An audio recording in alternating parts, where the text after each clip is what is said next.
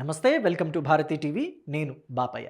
Jagan phone call leak, పరువు పాయే, పిన్నెల్లికి చివాట్లు పక్కా అని చెప్పి ఈ వీడియోకి నేను ఒక టైటిల్ పెట్టాను. అంటే ఆంధ్రప్రదేశ్ మాజీ ముఖ్యమంత్రి వైఎస్ఆర్ కాంగ్రెస్ పార్టీ అధినేత వైఎస్ జగన్మోహన్ రెడ్డికి సంబంధించిన ఒక ఫోన్ కాల్ ఇప్పుడు లీక్ అయింది.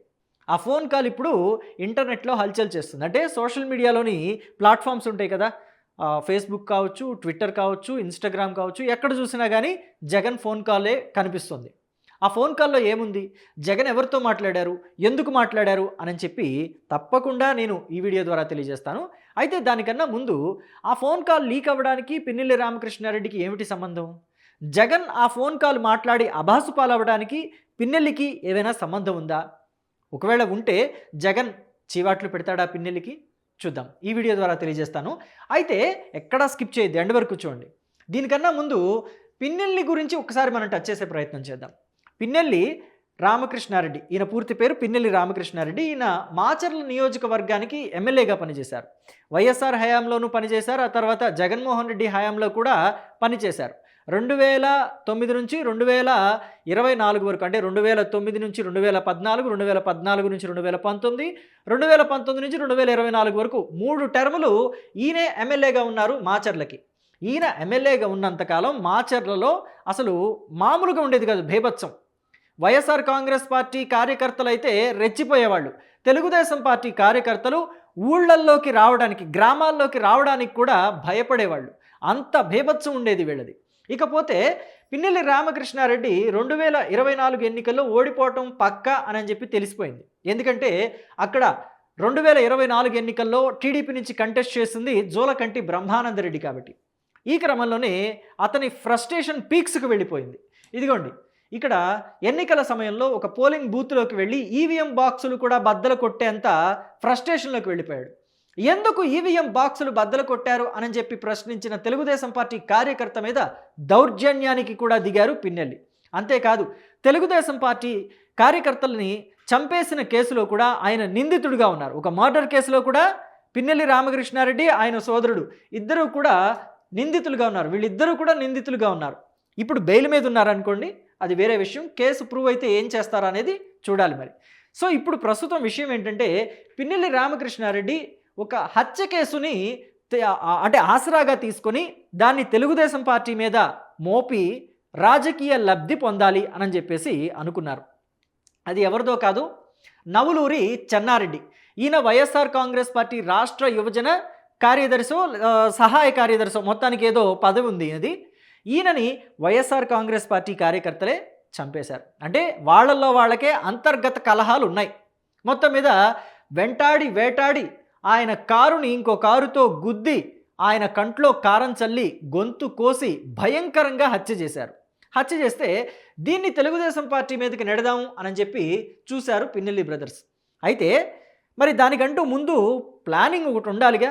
సరే, మర్డర్ని పూర్తిగా తెలుగుదేశం పార్టీ నాయకుడి మీదకో లేకపోతే ఆ పార్టీలోని కార్యకర్తల మీదకో నెట్టలేకపోయినా కనీసం దాన్ని బ్లేమ్ చేయాలన్నా ప్రజల్లోకి, ఇది తెలుగుదేశం పార్టీ వాళ్ళు చేసిన హత్య, ఎందుకంటే వాళ్ళే అధికారంలో ఉన్నారు అని చెప్పి చెప్పాలన్నా కానీ, ఆ బ్లేమ్ చెయ్యాలన్నా కానీ ఒక ప్లానింగ్ ఉండాలిగా.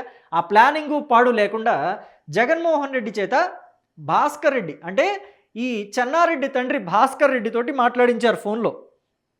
మాట్లాడించుతున్నప్పుడు పాపం ఆయనకు తెలియదు కదా భాస్కర్ రెడ్డికి, ఇది మనోళ్ళు చేసిన హత్యే, మనోళ్ళ మీద కోపం ఉండి మనోళ్ళు చంపేసుకున్నారని చెప్పేసి ఓపెన్గా చెప్పేశాడు. ఎలా చెప్పాడు ఆ ఫోన్ కాల్ ఒక్కసారి మీరే వినండి.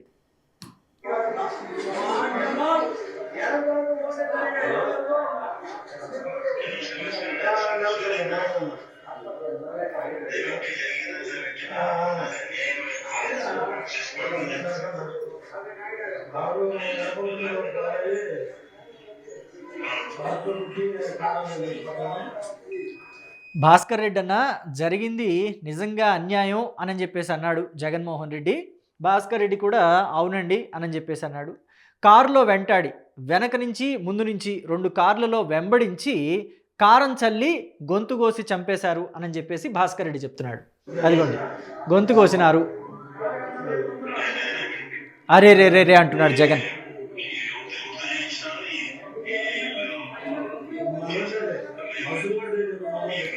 ఎవరితో చేయించినారు ఇది అని చెప్పి జగన్మోహన్ రెడ్డి అడిగాడు.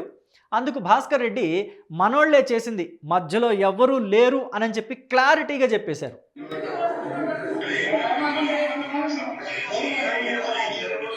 ఎమ్మెల్యే సపోర్ట్ తీసుకుని చేయించినారా అని చెప్పి జగన్మోహన్ రెడ్డి అడుగుతున్నారు. అంటే అవును అంటారని చెప్పి ఎక్స్పెక్ట్ చేస్తున్నాడు జగన్మోహన్ రెడ్డి.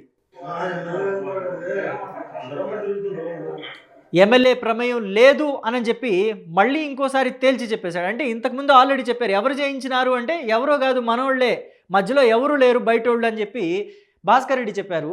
మళ్ళీ ఇంకోసారి జగన్మోహన్ రెడ్డి హింట్ ఇస్తున్నారు, ఎమ్మెల్యే చేయించినాడా, ఎమ్మెల్యే సపోర్ట్ తీసుకుని చేసినారా అని చెప్పేసి జగన్మోహన్ రెడ్డి హింట్ ఇస్తున్నారు. అవును అనమని, అవును అనాలని ఆయన ఉద్దేశం. జగన్మోహన్ రెడ్డి ఉద్దేశం ఏంటంటే భాస్కర్ రెడ్డి అవునన్నా ఎమ్మెల్యే సపోర్ట్ తీసుకుని చేయించినారు అని చెప్పి అనాలనేది జగన్ ఉద్దేశం. కానీ భాస్కర్ రెడ్డి అలా అనడం లేదు.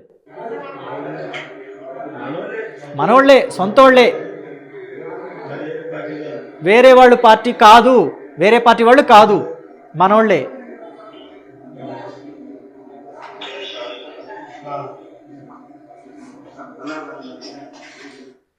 సరే, ఇక ఇది అయ్యే పనిలాగా లేదు, తెమిలే పనిలాగా లేదు కదా అని చివరికి జగన్మోహన్ రెడ్డి సారీ అన్నా అని చెప్పేశాడు భాస్కర్ రెడ్డి గారికి. ఇక భాస్కర్ రెడ్డి చేతిలో నుంచి ఫోన్ తీసుకున్న పిన్నెల్లి రామకృష్ణారెడ్డి పక్కకు వెళ్ళిపోయారు. అన్న అన్న అన్న అన్న అనుకుంటా పక్కకి వెళ్ళారు. సొంతం మనోడే అన్న చేసింది అని చెప్పి ఆయన కూడా చివరికి చెప్పాల్సి వచ్చింది.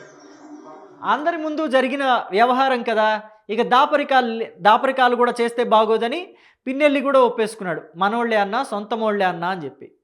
ఇలా ఉంటుంది వైసీపీ వ్యవహారం. మరి ఇప్పుడు ముందుగా భాస్కర్ రెడ్డికి ట్రైనింగ్ ఇవ్వాలా అక్కర్లేదా? ఇదిగోండి చెన్నారెడ్డి తండ్రి భాస్కర్ రెడ్డి, వైఎస్ జగన్మోహన్ రెడ్డి గతంలో దిగిన ఫోటోలు. సో అయితే ఇప్పుడు జగన్మోహన్ రెడ్డి నీతో ఫోన్లో మాట్లాడినప్పుడు ఆయన ఇలా అడుగుతారు. ఆయన అలా అడిగినప్పుడు అధికార పక్షంలోని ఎమ్మెల్యే సపోర్ట్ తీసుకునే అధికార పక్షంలో వాళ్ళే చేశారని చెప్పి అని చెప్పి ముందుగా పిన్నెల్లి రామకృష్ణారెడ్డి పాపం ట్రైనింగ్ అన్నా ఇవ్వాల్సింది భాస్కర్ రెడ్డికి. భాస్కర్ రెడ్డి చూస్తేనేమో పాపం పూర్తిగా అమాయకుల్లాగా ఉన్నాడు. పిన్నెల్లి రామకృష్ణారెడ్డిని లేకపోతే జగన్మోహన్ రెడ్డి మనసులో మాటల్ని, వాళ్ళ ఫ్రీక్వెన్సీని ఆయన క్యాచ్ చేయలేక నిజాయితీగా నీతిగా మనోళ్లే చేశారు, బయటోళ్ళు ఎవరూ కాదు అని చెప్పాడు. మరి ఇలాగ ముందుగా ట్రైనింగ్ ఇవ్వకుండా ఈ ఫోన్ కాల్ మాట్లాడించినందుకు జగన్మోహన్ రెడ్డి పిన్నెల్లికి ఖచ్చితంగా చివాట్లు పెడతాడు అని చెప్పి మీరు అనుకుంటున్నారా? చివాట్లు ఏం పెట్టలే, లైట్ తీసుకుంటాడు, ఇలాంటి పొరపాట్లు జరుగుతాయిలే అని చెప్పి మీరు అనుకుంటున్నారా? కానీ ఇప్పుడు పొలిటికల్ అనలిస్టులు చాలామంది ఏమంటున్నారంటే జగన్మోహన్ రెడ్డి ఇలాంటివి ఉపేక్షించడు, పార్టీ పరువు నలుగురిలోనూ గంగపాలవుతుంది, నలుగురిలోనూ పార్టీ పరువు భ్రష్టు పట్టిపోతుందనంటే ఇంటికి పిలిచి మరీ చివాట్లు పెడతాడు అని చెప్పి పొలిటికల్ అనలిస్టులు అంటున్నారు. మరి మీరేమనుకుంటున్నారో మీ అభిప్రాయాన్ని కమెంట్ బాక్స్లో చెప్పండి. అలాగే వైఎస్ఆర్ కాంగ్రెస్ పార్టీలోని ముఖ్యంగా పల్నాడు జిల్లాలోని వైసీపీలో ఈ అంతర్గత కలహాలు కావచ్చు, అంతర్గత కుమ్ములాటలు కావచ్చు, తారాస్థాయికి వెళ్ళి ఒకళ్ళు చంపుకోవటం అనేది ఎలా అనిపిస్తుందో కూడా మీ అభిప్రాయాన్ని కమెంట్ బాక్స్లో చెప్పండి. అంతేకాదు చాలామంది అంటూ ఉంటారు ఫ్యాక్షన్ అనేది పులి మీద సవారీ లాంటిది అని. మరి వైసీపీ పులి మీదే సవారీ చేస్తుందా? ఫ్యాక్షన్ అనే పులి మీద పల్నాడు వైసీపీ సవారీ చేస్తుంది అని చెప్పి అనుకోవచ్చా? ఇది ఎక్కడికి తీసుకువెళ్తుంది పల్నాడు వైసీపీని? ఏం జరగబోతోందని మీరు అనుకుంటున్నారో అది కూడా కమెంట్ బాక్స్లో చెప్పండి. Thank you.